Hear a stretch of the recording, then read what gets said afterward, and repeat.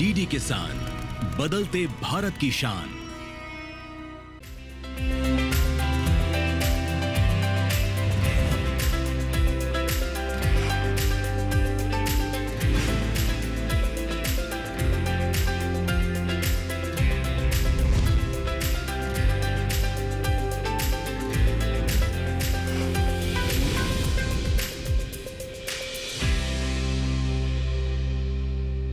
नमस्कार, आप देख रहे हैं दूरदर्शन किसान चैनल। सफल किसान कार्यक्रम में मैं अदिति शर्मा आप सभी का स्वागत करती हूं। हमारे इस कार्यक्रम में हम देश के अलग अलग क्षेत्रों के सफल किसानों से आपकी मुलाकात करवाते हैं, उनकी दास्तानें आप तक पहुंचाते हैं और हमारी उम्मीद यही रहती है कि उनकी दास्तान को जानकर आप भी अपनी खेती किसानी में कुछ परिवर्तन करें और उसे और भी ज्यादा उन्नत बना सके। आज की हमारी इस कड़ी में हम आपकी मुलाकात करवाएंगे सफल किसान विनोद कुमार चौधरी से, जिन्होंने एक छोटे किसान के तौर पर शुरुआत की थी, लेकिन आज विनोद जी का नाम और उनके जैविक उत्पाद दूर दूर तक पहुंच रहे हैं, वो भी ई कॉमर्स वेबसाइट के जरिए। बता दें, इनका मार्गदर्शन किया और इनका साथ दिया इसमें क्षेत्र के कृषि विज्ञान केंद्र ने। तो कैसे विनोद जी अपने बेटों के साथ मिलकर बढ़िया मुनाफा कमा रहे हैं, जानने के लिए आइए रुख करते हैं उत्तर प्रदेश के बिजनौर के धर्मसा नंगली गांव का।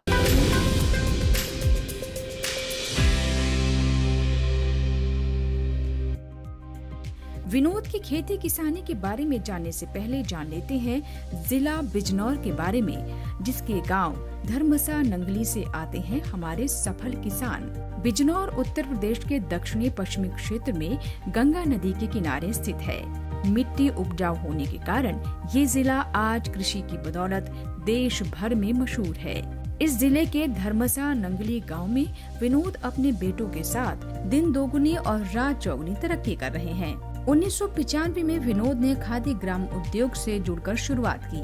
धीरे धीरे कृषि विभाग और केवीके से जुड़े और उनसे मिली सलाह पर कच्चे माल को प्रोसेस्ड कर बेचना शुरू किया। हमारे पूर्वज भी खेती करते थे और मैं भी खेती कर रहा हूँ। और पहले और जैसे जनरल लोग खेती करते हैं वैसे ही हम भी करते थे। उसके बाद 1995 में हमारी जिज्ञासा हुई और हम खादी ग्राम उद्योग गए। वहाँ हमने 3 दिन की ट्रेनिंग ली। वहाँ हमें जो सज्जन मिले, उन्होंने जो बताया वो हमारे लिए बहुत फ़ायदेमंद हुआ। उन्होंने कहा था कि आप उद्योगपति बनना चाहते हैं तो जो कच्चा माल है उसको आप पक्का करके बना के बेचेंगे तब फ़ायदे में रहेंगे, और कच्चा माल बाहर से ला के अगर हम बेचते हैं, बना के उसे वहाँ भेजते हैं तो उसमें फ़ायदा नहीं होगा। फिर धीरे धीरे कृषि विभाग से हम जुड़े और राज्य सरकार की योजना थी एक किसान मित्र योजना, तो उसमें हम कई साल तक हम कार्यरत रहे और वहाँ से हमें केवीके का साथ और कृषि विभाग का साथ मिला। तो हमें नए नए उसमें जिज्ञासा हुई और उसमें नए नए विषय आए। जैविक का विषय भी था और प्रोडक्शन बढ़ाने का विषय भी था। तो उधर बढ़ते रहे और हम कृषि विभाग द्वारा जितनी भी हेल्प थी, जितने भी प्रोग्राम होते थे, 2 दिन की ट्रेनिंग, 5 दिन की ट्रेनिंग, लखनऊ तक ट्रेनिंग, वो हम करते थे। विनोद साधारण खेती नहीं बल्कि जैविक खेती और पशुपालन दोनों साथ करते हैं। विनोद अपने जैविक खेती से मिलने वाले उत्पादों को ऑनलाइन काका ब्रांड से बेचते हैं, जिसके लिए उन्होंने FSSAI का सर्टिफिकेट भी हासिल किया हुआ है।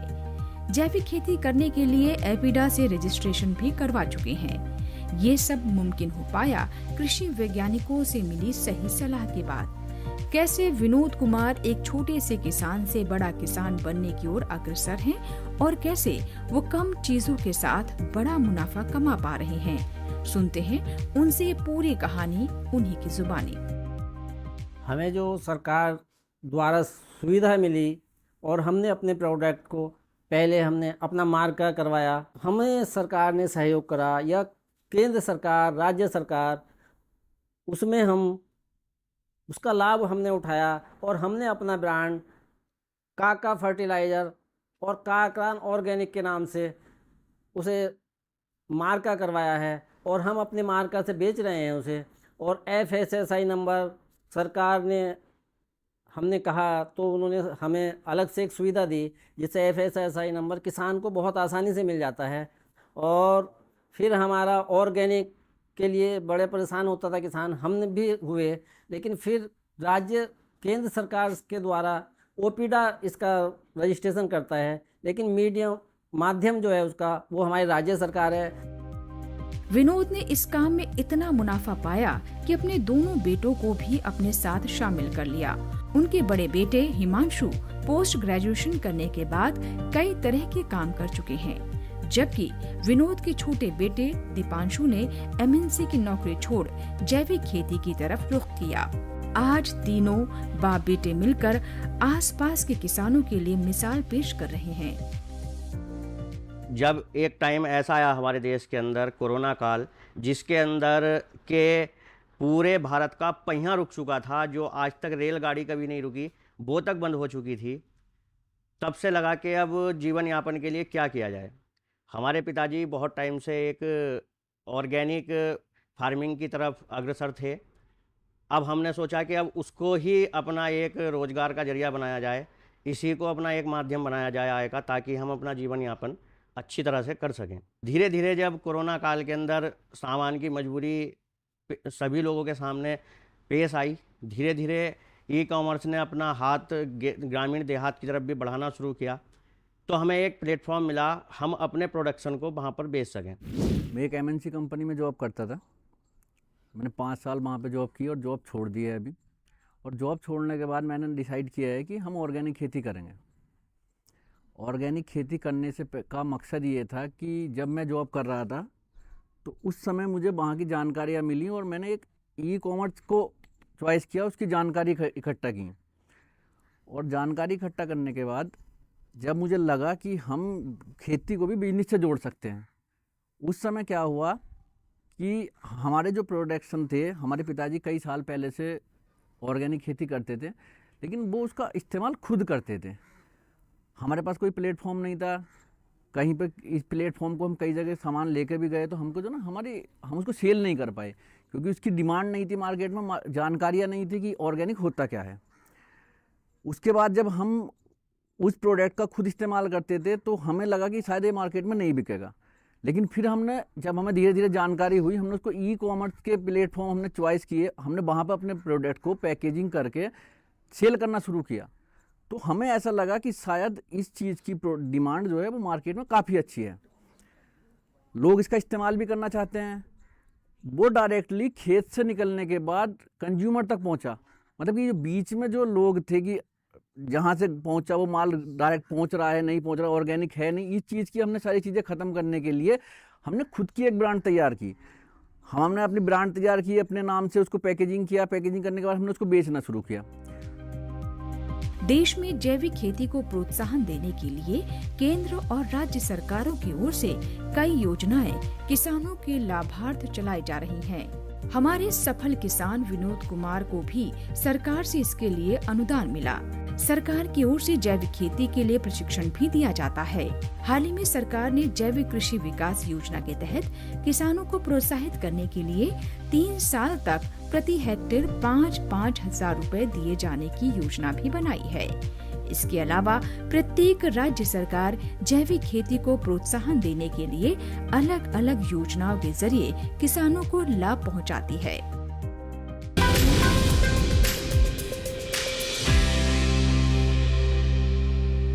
कार्यक्रम में फिलहाल वक्त हो चला है एक छोटे से ब्रेक का। जैविक खेती पर चर्चा को जारी रखेंगे, लेकिन ब्रेक के बाद हम आपको इससे जुड़े और पहलुओं के बारे में बताएंगे। साथ ही आपको ये भी बताएंगे कि किसानों के साथ साथ ये कैसे पर्यावरण हितैषी भी है।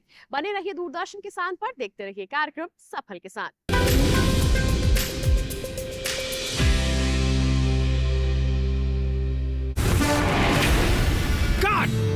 सुरक्षा की गारंटी हर चीज में जरूरी है, चाहे वो मुश्किल स्टंट हो या अच्छी फसल। इसलिए ले आइए IIL के ट्रैक्टर ब्रांड का शिनबा, जो देता है सुंडी और ट्रिप से सुरक्षा की गारंटी।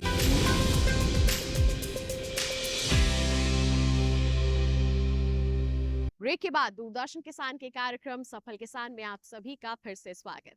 किसान भाइयों बहनों, आइए जैविक खेती से जुड़े कुछ खास पहलुओं की जानकारी और आप तक पहुंचाते हैं। साथ ही साथ ये भी जानते हैं कि जैविक खेती करते हैं तो कैसे किसानों को फायदा मिलता है और साथ ही साथ हमारा पर्यावरण भी इससे लाभान्वित होता है।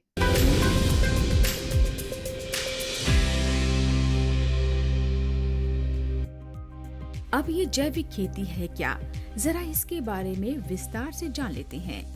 दरअसल जैविक खेती में केमिकल्स यानी रसायनों का इस्तेमाल नहीं किया जाता है।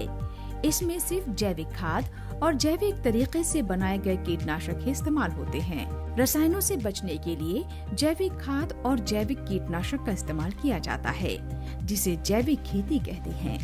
विनोद जैविक तरीके से प्राप्त उत्पादों को ही प्रोसेस्ड करते हैं और उन्हें बाजार में बेचते हैं, जिससे इनका मुनाफा कई गुना बढ़कर लाखों तक पहुंच गया है।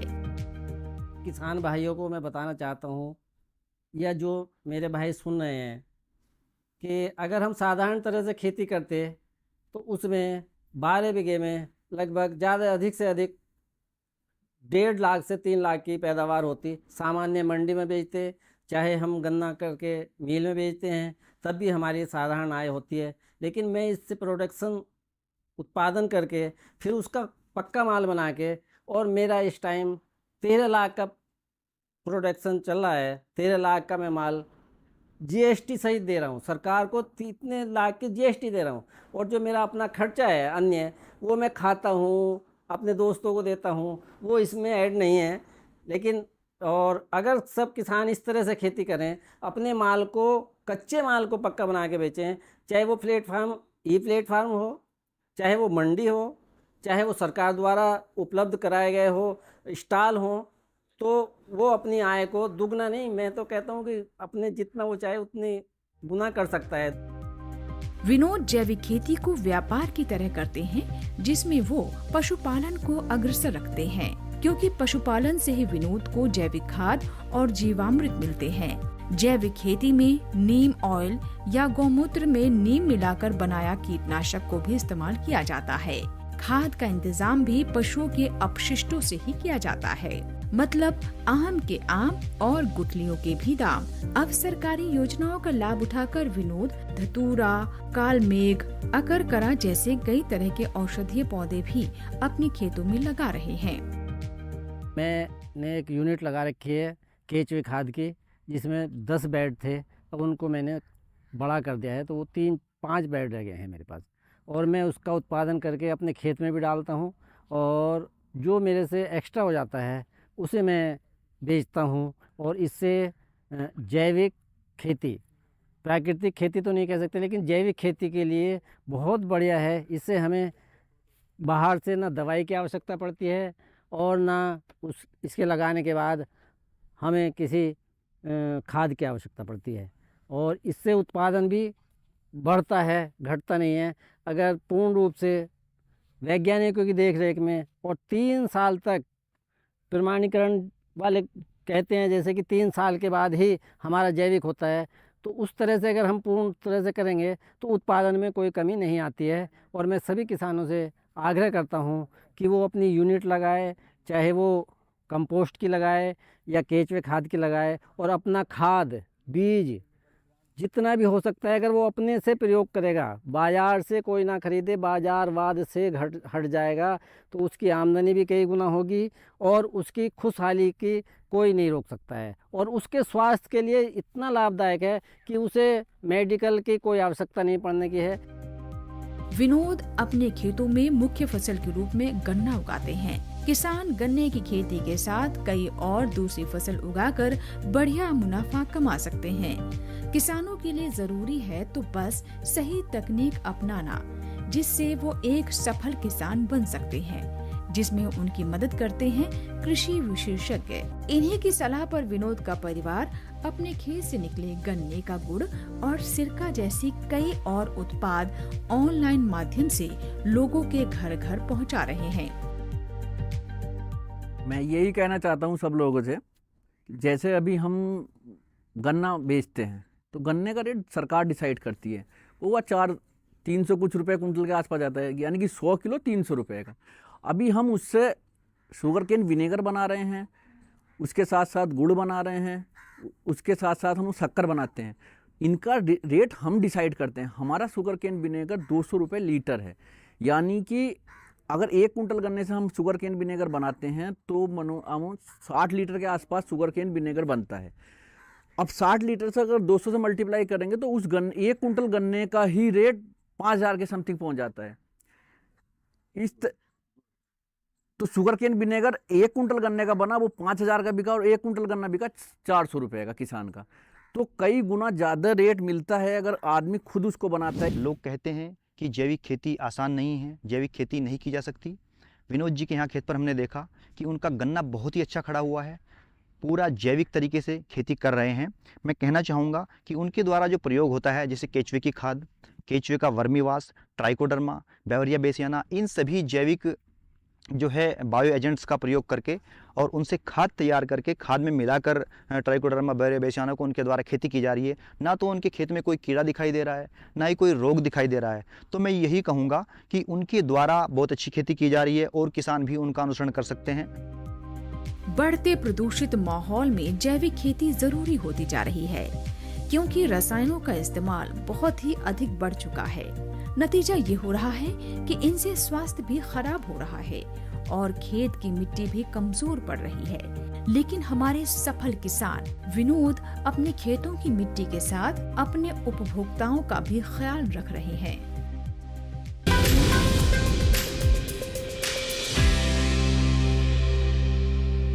सफल किसान कार्यक्रम में वक्त हो चला है एक और छोटे से ब्रेक का। आप कहीं मत जाइए। ब्रेक के बाद हम जानेंगे कि कैसे क्षेत्र में कृषि विज्ञान केंद्र अच्छी भूमिका निभा रहे हैं, हमारे किसानों में एक नई उत्साह भर रहे हैं ताकि वो भी इस क्षेत्र में आगे बढ़कर सफलता की ऊंचाइयों को छू सके। बने रहिए दूरदर्शन किसान पर, देखते रहिए कार्यक्रम सफल किसान।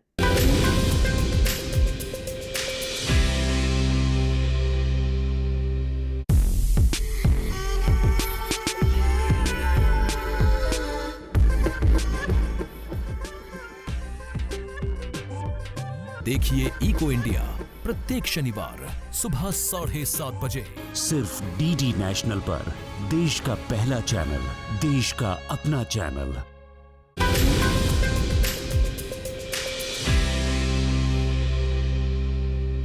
ब्रेक के बाद दूरदर्शन किसान के कार्यक्रम सफल किसान में आप सभी का फिर से स्वागत है। आइए किसान भाइयों बहनों, अब क्षेत्र के केवीके के बारे में जानते हैं। किस तरह के प्रयास हो रहे हैं केवीके के द्वारा, किस तरह के कदम उठाए जा रहे हैं ताकि हमारे किसान सफलता की ऊंचाइयों को छू सके। आइए जानते हैं।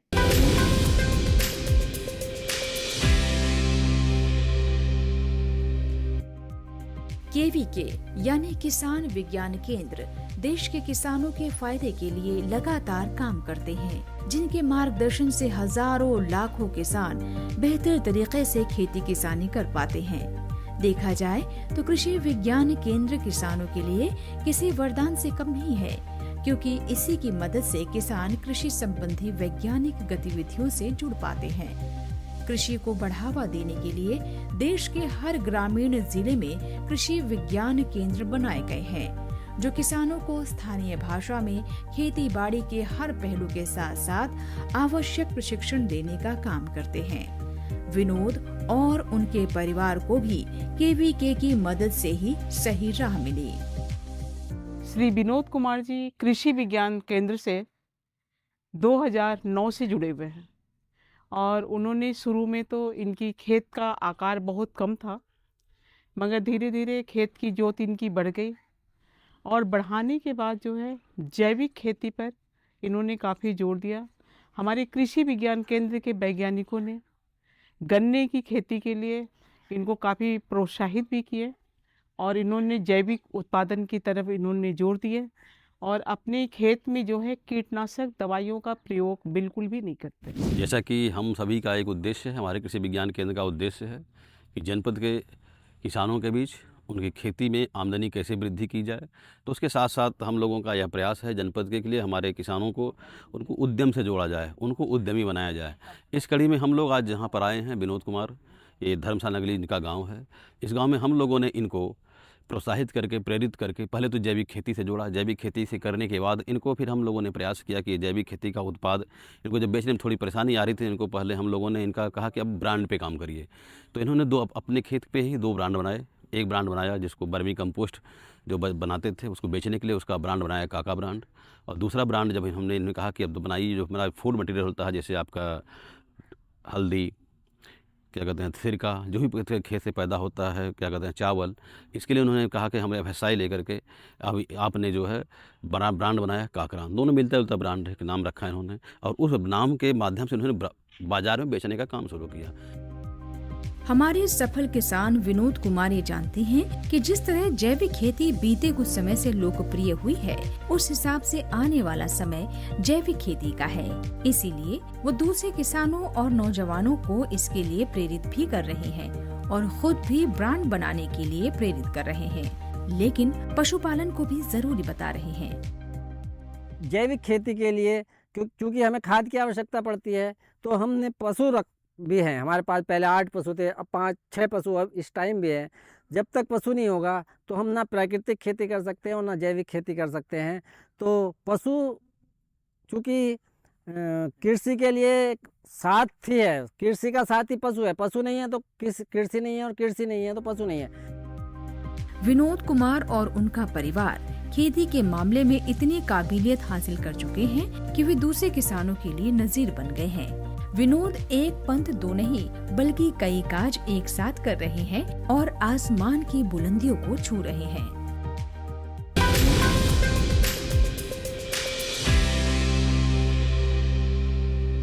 तो ये था हमारा आज का कार्यक्रम सफल किसान, जिसमें हमने विनोद कुमार चौधरी जी की दास्तान को जाना है।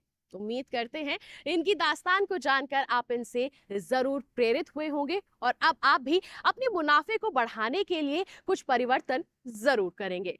इसी के साथ बता दें आज के लिए तो बस इतना ही, लेकिन अगर ऐसी ही कोई दास्तान आप पहुंचाना चाहते हैं हम तक, तो आप हमें ईमेल कर सकते हैं। safalkisan@gmail.com हमारी ईमेल आईडी है। आप हमें पत्र भी लिख सकते हैं। हमारा पता है सफल किसान, कमरा नंबर 77, CPC दूरदर्शन, खेलगांव, नई दिल्ली 110049। तो इसी वादे के साथ अगले अंक में फिर होंगे हाजिर एक अनोखी दास्तान लेकर। तब तक के लिए दीजिए इजाजत, लेकिन आप बने रहिए दूरदर्शन किसान पर। नमस्कार।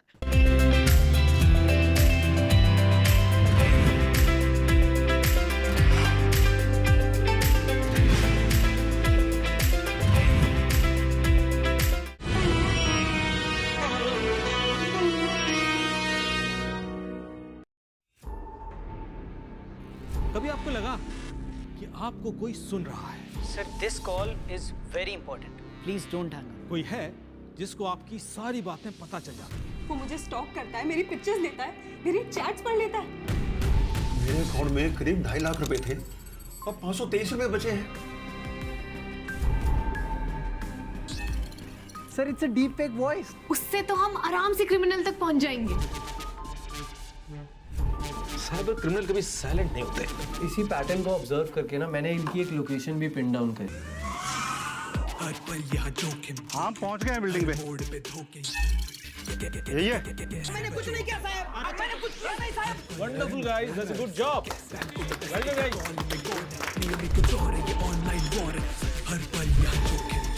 देखिए साइबर क्राइम की दुनिया, बच के रहना, हर रविवार सुबह 9 बजे और रात 9 बजे सिर्फ DD नेशनल पर।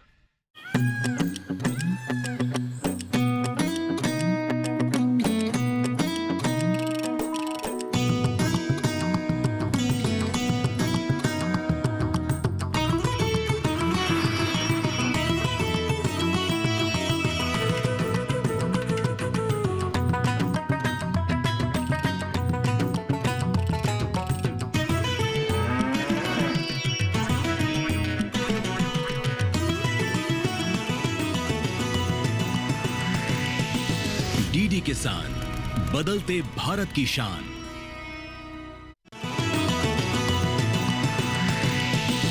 DD किसान, बदलते भारत की शान।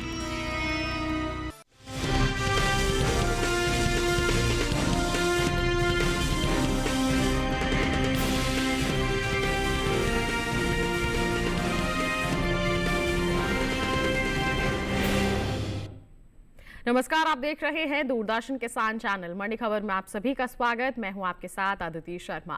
अगले आधे घंटे के दौरान जानेंगे किस कृषि जिन्स के भाव में आई तेजी, किस में आई मंदी। साथ ही हम जानेंगे आगे किस ओर जा सकता है जिन्सों का बाजार। आज खास तौर से बात करने वाले हैं बाजरा, जीरा, धनिया, काजू, सूरजमुखी और ग्वार की। इसके अलावा भी कई और जिन्सों के बाजार भाव आप मंडी खबर में जान सकेंगे। लेकिन आइए सबसे पहले नजर डालते हैं सुर्खियों पर। लिंगसुगुर मंडी में 250 रुपए उछला सूरजमुखी का भाव। कुस्तगी मंडी में दर्ज हुई 100 रुपए की गिरावट।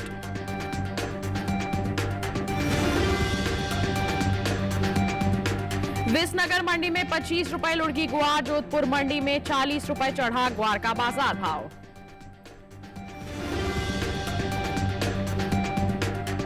घरेलू स्तर पर 107,16,000 टन हो सकती है कुल बाजरे की पैदावार। गंगापुर सिटी मंडी में 2,440 रुपए रहा बाजार भाव। आइए बुलेटिन की शुरुआत करते हैं सूरजमुखी के बाजार के साथ। बता दें आपको कि बुधवार को इसका जो बाजार भाव है उसमें हमें उतार चढ़ाव देखने को मिला है। हालांकि अगर हम इसकी आवक की बात करते हैं तो वो मंडियों में कुछ सीमित सी देखने को मिल रही है। जानकारी दें आपको कि पैदावार की अगर हम बात करें तो इस साल इसमें कमी का अनुमान जताया जा रहा है। जी हाँ, इस साल सूरजमुखी की जो उपज है 1,73,000 टन हो सकती है, जो बीते साल के मुकाबले 1,90,000 टन कम है। तो किस तरह से हो रहा है इसके बाजार में कारोबार, जानते हैं इस रिपोर्ट के जरिए। कृषि मंत्रालय की ओर से हाल ही में अंतिम अग्रिम अनुमान को जारी किया गया है, जिसके मुताबिक रबी और खरीफ सूरजमुखी की पैदावार में कमी का अनुमान जताया गया है। साल 2023